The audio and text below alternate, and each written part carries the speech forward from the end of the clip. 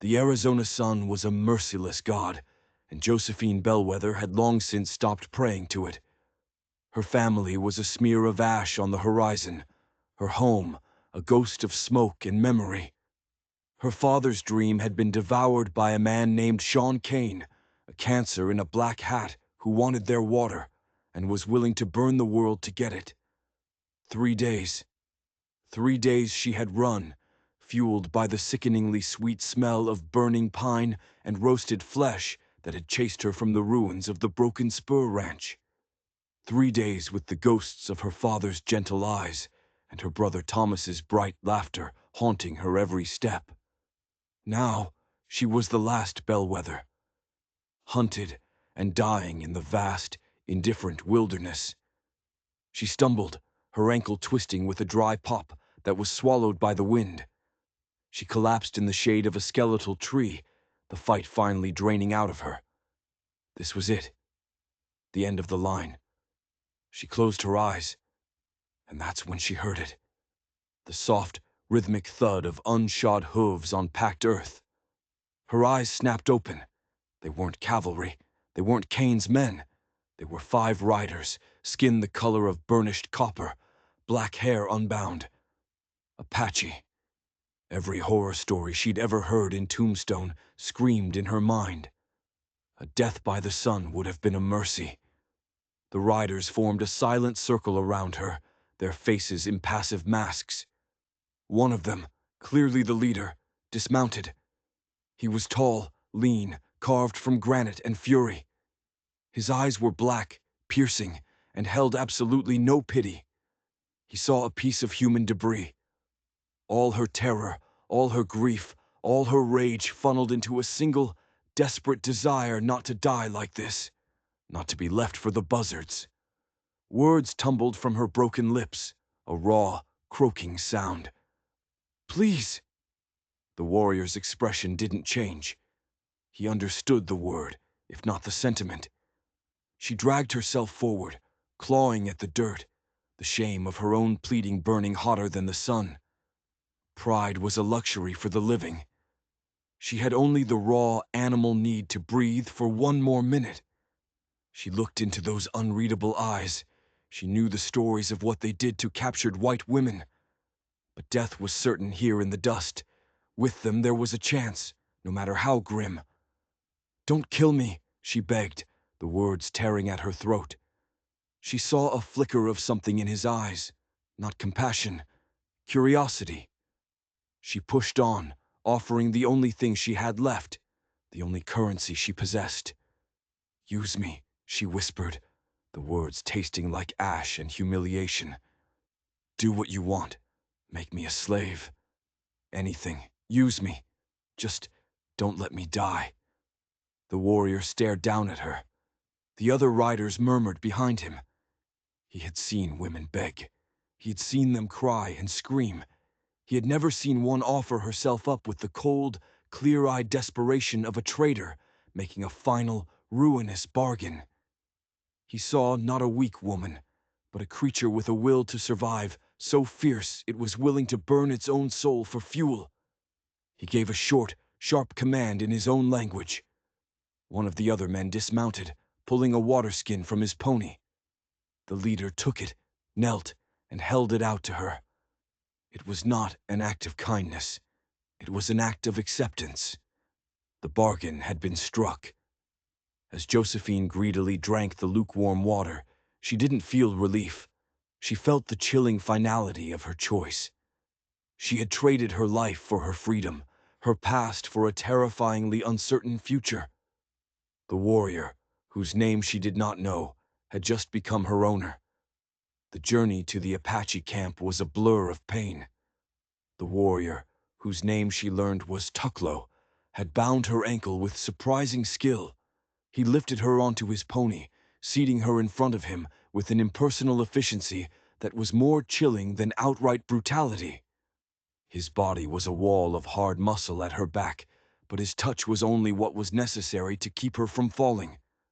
She was cargo, property. The camp, hidden deep within the Dragoon Mountains, was a scattered settlement of domed wickiups that blended perfectly into the landscape.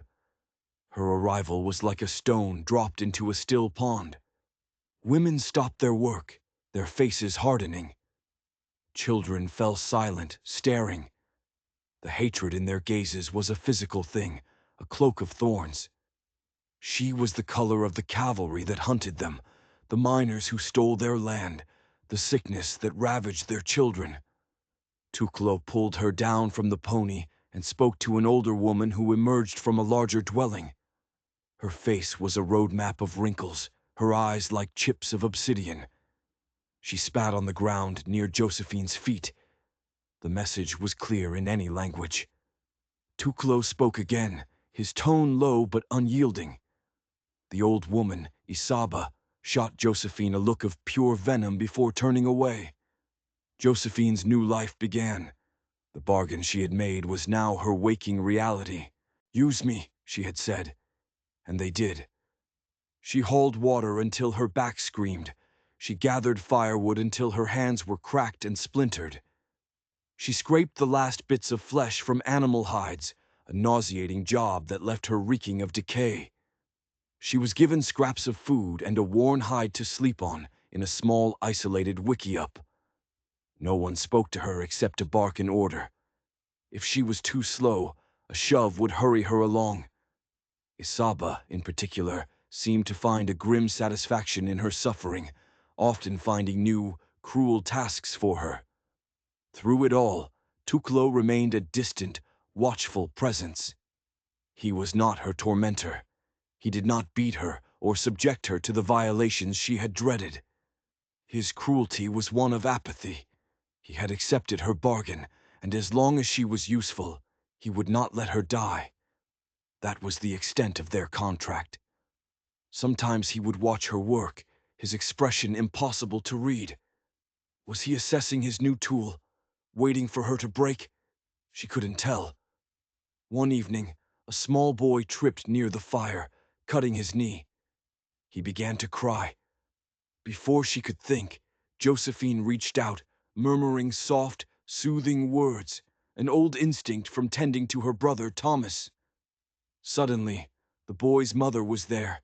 She snatched the child away, as if Josephine were poison, shrieking at her in the Apache tongue.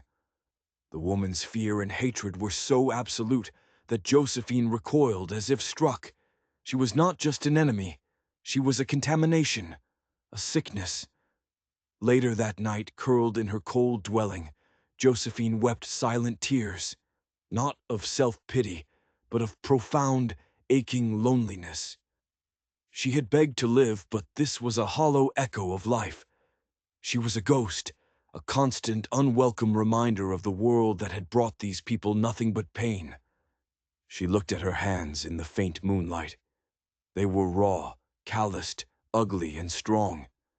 And as she stared at them, a flicker of the old bellwether stubbornness ignited within her. They could use her. They could hate her. But she had made a bargain not just to live, but to survive. And survival meant more than just breathing. It meant watching. It meant learning. It meant finding a way to be more than just the white woman who begged for her life. It meant enduring. Months bled into one another.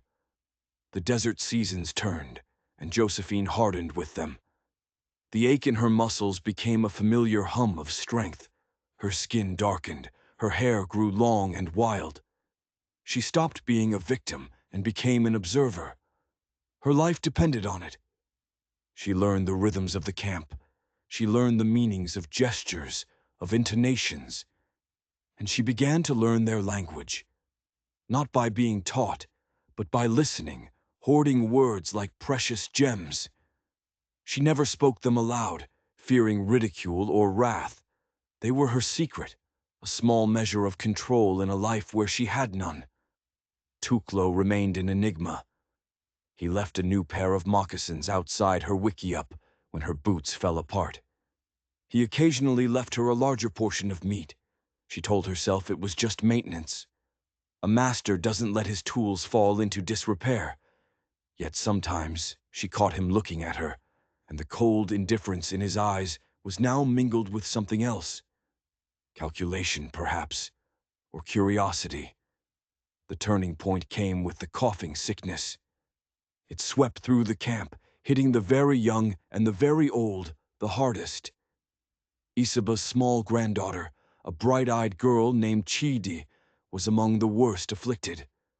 Her small body was racked with fever, a deep, rattling cough stealing her breath.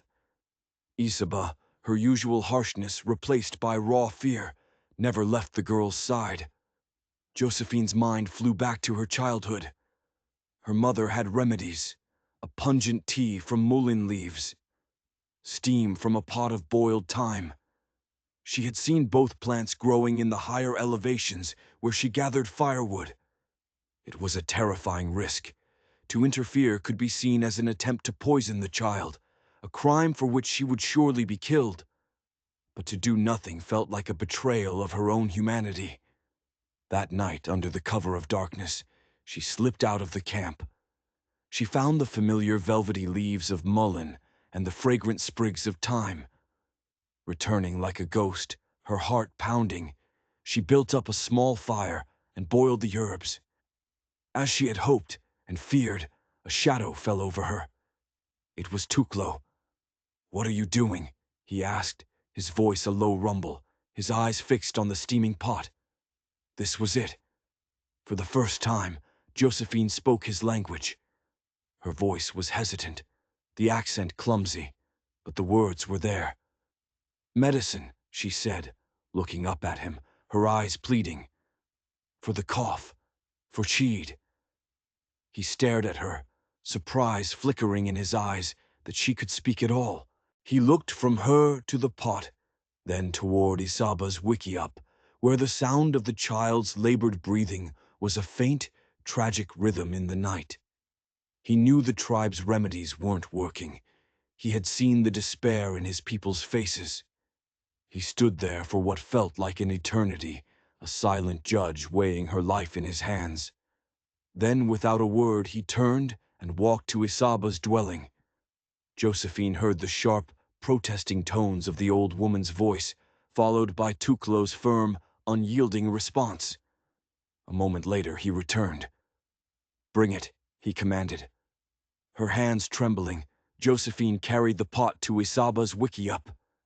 The old woman glared at her with pure hatred, but stood aside. Inside, the little girl was a pitiful sight. Josephine gently moistened the child's lips with the cooled tea and held the pot so the warm, herbal steam could rise around her face. She stayed there all night, repeatedly applying the remedy. Isaba watched her every move, her suspicion a palpable force. Tuklo stood guard at the entrance, a silent, imposing sentinel. By dawn, a small miracle had occurred. Chide's fever had lessened. Her breathing was less ragged. When Josephine finally emerged, exhausted but alive, she saw Isaba holding her sleeping granddaughter. The old woman looked at Josephine, and for the first time, the venom in her eyes was gone, replaced by a grudging, almost imperceptible nod.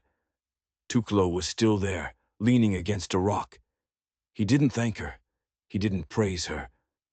He simply said in his own tongue, "You have a strong spirit, Ina, woman of life." It wasn't her name, but it was the first thing he had called her, besides an order. It was a seed of acknowledgement planted in the stone of his indifference. For the first time since she'd been dragged into this camp, Josephine felt a sliver of hope that she could be something more than a captive.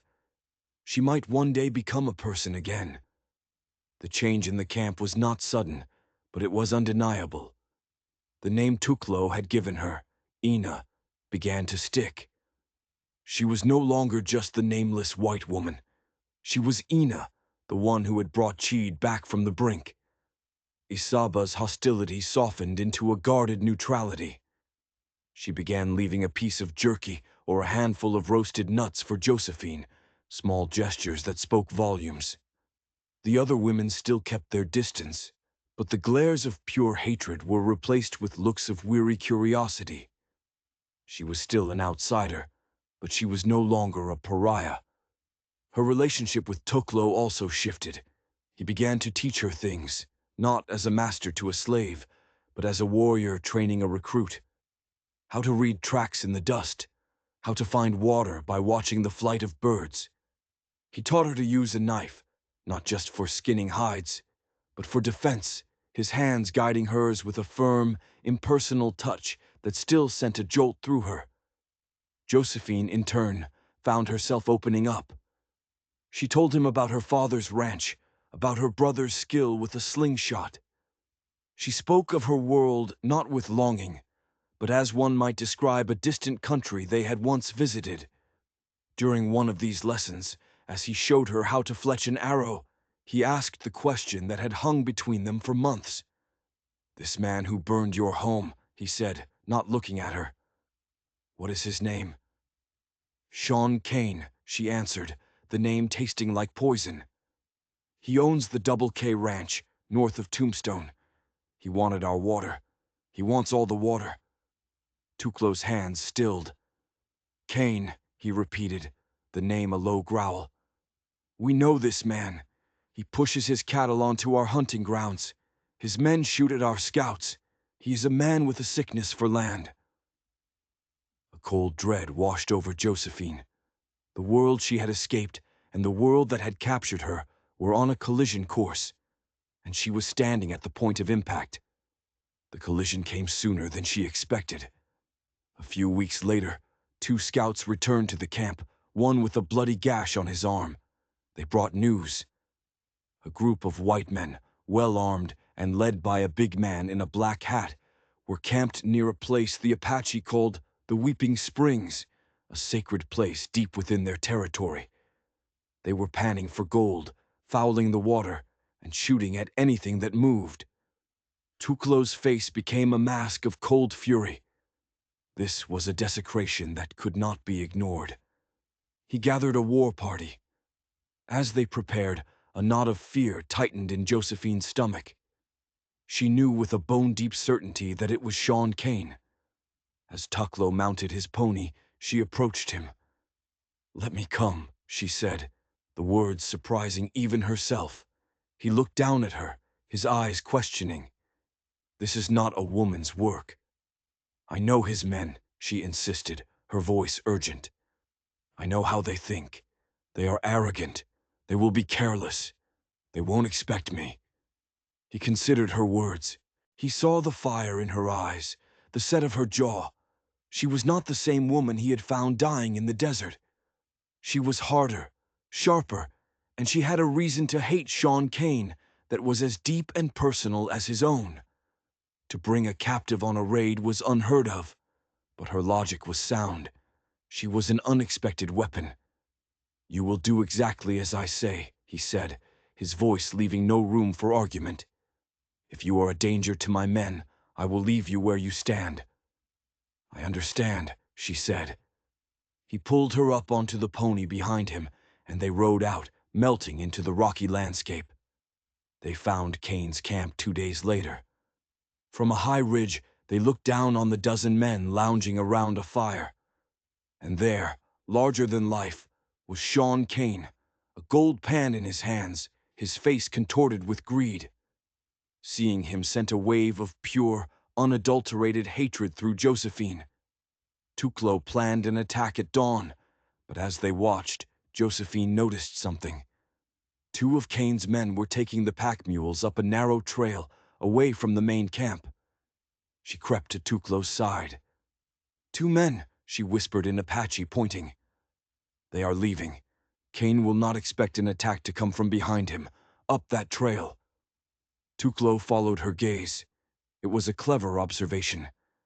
An attack from 2 directions would sow maximum confusion. He gave her a sharp, appraising look, and then issued a series of quiet commands, splitting his force. The attack was swift and brutal. The Apache descended on the camp like vengeful spirits. But Kane was a viper. In the chaos, as his men were cut down, he managed to grab a rifle and take cover. From his hiding place, Tuklo drew his bow, seeking a clear shot. At that moment, Cain moved, his eyes sweeping the ridge for attackers. Suddenly, his eyes widened. He froze. He wasn't looking at Tuklo or the other warriors. He was staring directly at Josephine. A slow, cruel smile spread across his face. He mouthed her name. Josephine. The vulture had found his lost prize, and in his eyes she could see a new, terrifying objective taking shape. It wasn't about gold anymore. It was about reclaiming what he believed was his property. The fight had just become deeply, horrifyingly personal. The raid was a success for the Apache, but a chilling failure for Josephine. Cain, using the shock of seeing her as a diversion, had managed to escape in the chaos. He had been driven from their sacred springs, but now he knew. He knew she was alive, and he knew who she was with. The journey back to the rancheria was tense. Tuklo was silent, his face a storm cloud. He knew, as Josephine did, that Cain was not a man to let things go.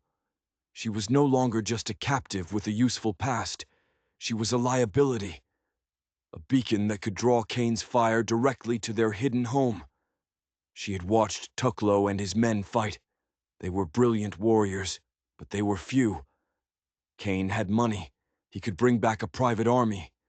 Or worse, lead the cavalry to their doorstep with twisted tales of a white woman held against her will. She expected Tuklo to cast her out, to leave her in the desert again, to remove the target from his people. It was the logical, strategic thing to do. Instead, he did something that shattered all her expectations. A few nights after their return, he came to her wickiup. He stood outside, a tall silhouette against the stars. "Cain will come back," he stated.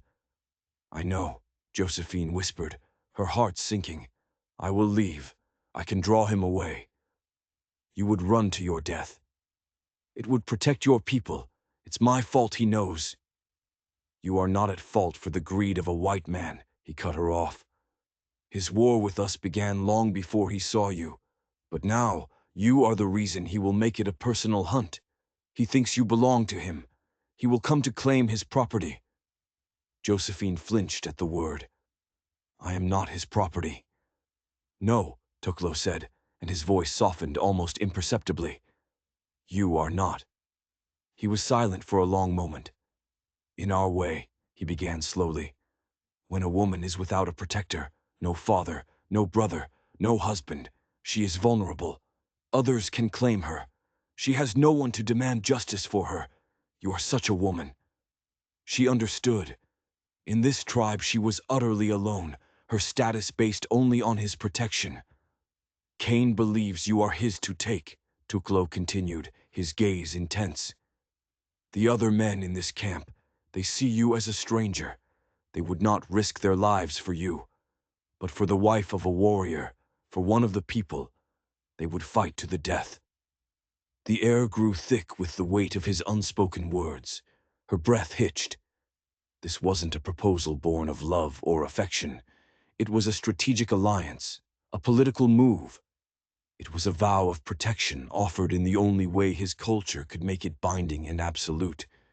To make her his wife was to make her Apache, was to draw a line in the sand and declare to Sean Cain and the entire world that she was under his, and by extension, the tribe's, protection.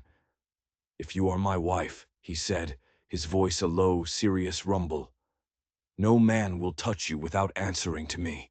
Your safety becomes my honor. Your life becomes the life of my family. Cain will not be coming for a lost white woman. He will be coming for the wife of Tuklo. It is a different war." She looked at his hard, unsmiling face. He was offering her a shield, a name, a place within the circle. A home forged not of love, but of mutual respect and shared danger. The girlish dreams she once had burned to ash with her family's ranch. This was reality. This was survival. And he no longer saw her as the pathetic creature who begged for her life in the dust. He saw a survivor, a woman with a strong spirit, a woman he was willing to bind his honor to. She thought of the alternative, being cast out, hunted by Cain, or remaining a ghost with no name. She looked at the quiet strength in Tuklo's eyes, and she saw not a captor, but a protector. Yes, she whispered. The ceremony was starkly simple.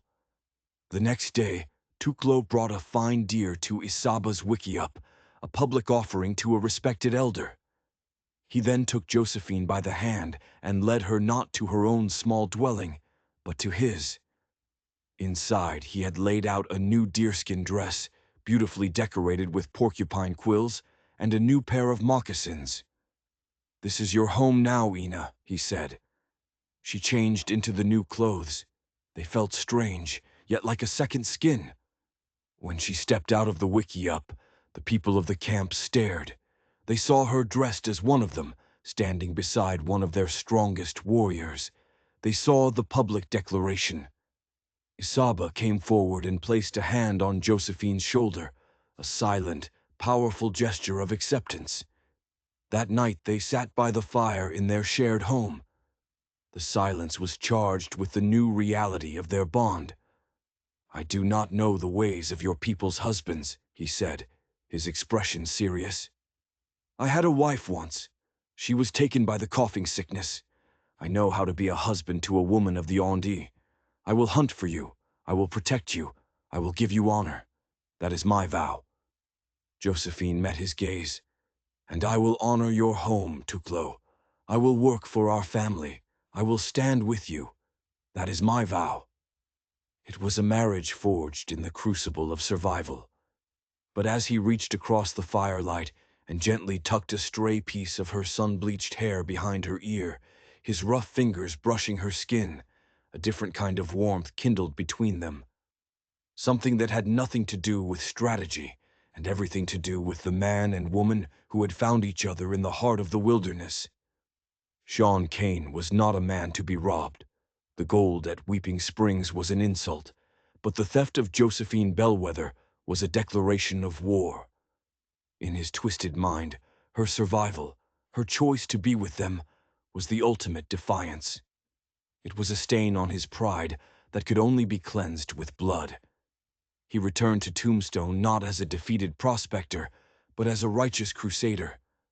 He hired a dozen of the most ruthless guns for hire in the territory.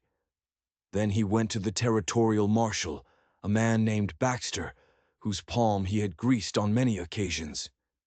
Cain spun a masterful tale of a savage Apache war chief, Tuklo, who had slaughtered the Bellwether family and abducted the innocent daughter, Josephine.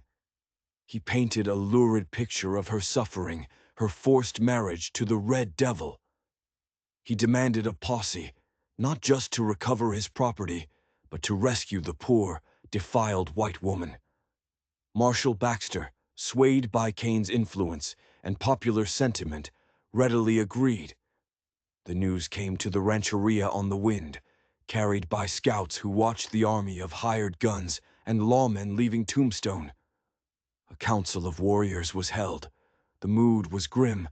Some argued for fleeing deeper into Mexico. Others insisted on making a stand. Tuklo rose to speak. "We cannot run forever," he said, his voice ringing with authority. "Cain will hunt us. We will not meet his army in the open. This is our home. We know every rock, every shadow. We will let the mountains fight for us." Then he looked directly at Josephine, who stood at the edge of the council circle, as was her right as his wife.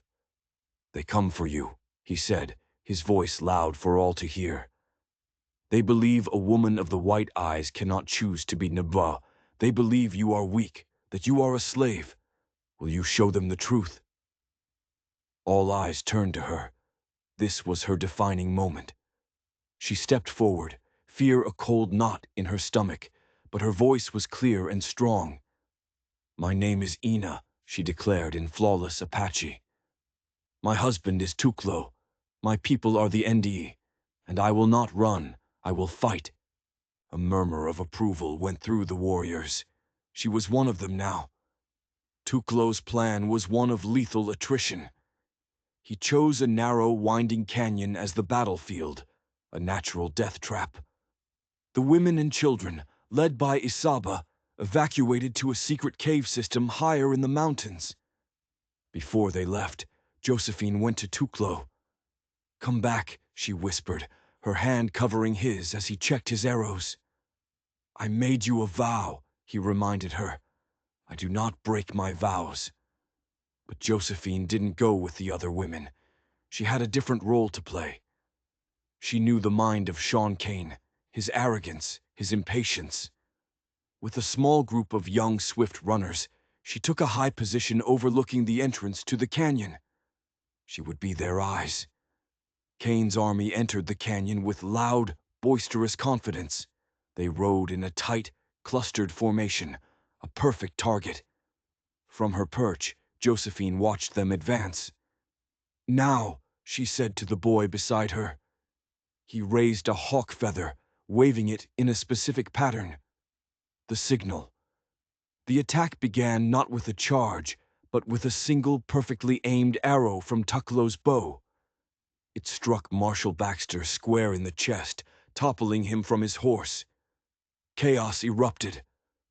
A volley of arrows rained down from the canyon rim, silent and deadly. Men screamed and fell. Kane's mercenaries were better prepared. They dove for cover, their rifles barking, the sound echoing like thunder. But they were firing at ghosts. The Apache warriors moved from rock to rock, never presenting a clear target, picking off the invaders one by one. The battle became a desperate siege. Kane was trapped. A deliberately triggered rock slide blocked his retreat. From her vantage point, Josephine was the unseen general, using signals to inform Tuklo of Kane's movements, of flanking attempts, of where his men were weakest. After a day and a night of being bled dry, Kane was a cornered wolf. Half his men were dead or wounded. In a fit of rage, he gambled. "Tuklo!" he roared, his voice echoing off the canyon walls. "I have a deal for you.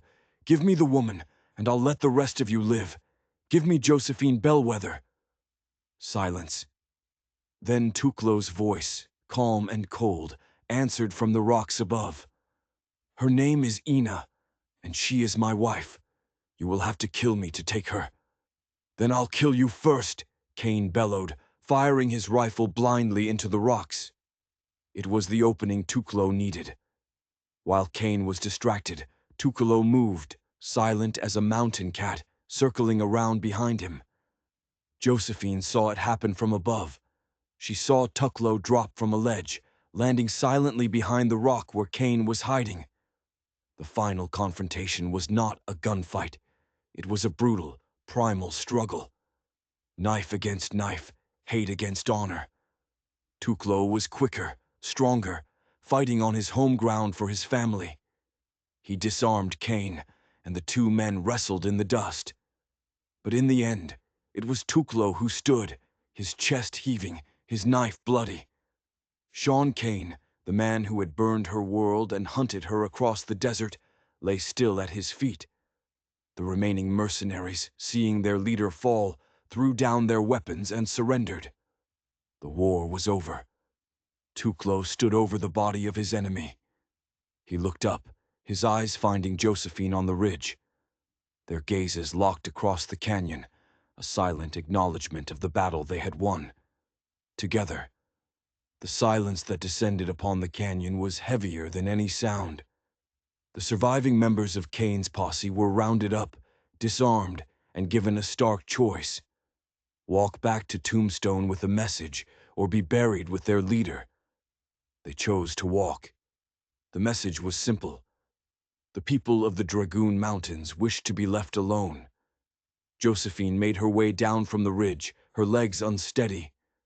She saw the cost of their victory. The Apache had lost 3 warriors. Each loss was a hole torn in the fabric of their community. She found Tuklo by the creek, washing the blood from his hands. "It's over," she said softly. "He is dead," Tuklo corrected her, his voice flat. "But the world he came from is not." Others will come. They always do. It was a harsh truth. Then we will face them too, she replied, a new certainty in her voice. He finally looked at her, his dark eyes searching her face. He saw no trace of the terrified woman he'd found in the desert. He saw Ina, his wife, a woman who had faced the demon of her past and had not flinched. "You have the heart of a warrior, Ina," he said, the highest compliment he could bestow. They returned to the rancheria, not to celebration, but to the quiet, solemn work of healing.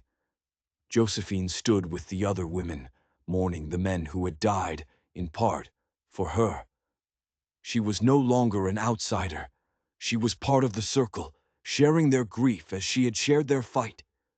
In the days that followed, a new peace settled over her. Her life was no longer defined by survival, but by purpose. She worked alongside Isaba, who now treated her with the affection of a daughter.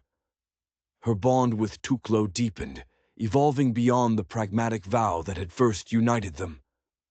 They found their own language in quiet moments, a blend of spoken words and silent understanding.